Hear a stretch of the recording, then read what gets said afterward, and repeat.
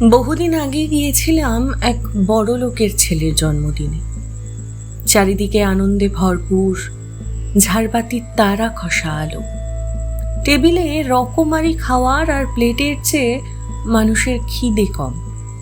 যার জন্মদিন সে খুব ভাগ্য করে জন্মেছে। সবাই বলে, সবাই হাসে। কেউ গলায় পরায় সোনার চেন, কেউ হাতে বাঁধে দামি ঘড়ি, কেউ আনে চোখ ধাঁধানো উপহার। নাম লেখা থাকে, ভালোবাসা থাকে না। আর গেটের মুখে দাঁড়িয়ে আছে একটা ছোট্ট ছেলে, বয়স হয়তো জন্মদিনের ছেলেটারই সমান। মুখে মেকআপ, রং মেখে স্ট্যাচু হবে। নড়লে চলে না, হাসলে চলে না, কাঁদলে তো একদমই না। শর্ত একটাই, 4 ঘন্টা পাথর হয়ে দাঁড়িয়ে থাকো, নগদ 1000 টাকা পাবে। ভেতরে বাজছে হ্যাপি বার্থডে গান, বাইরে ছেলেটার পেটে বাজছে ক্ষুধার কোরাস।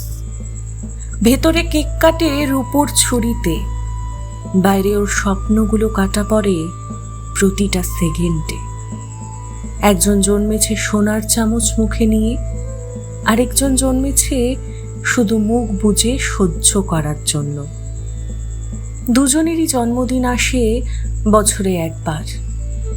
শুধু একজনের পালন হয়, আরেকজনের পার হয়।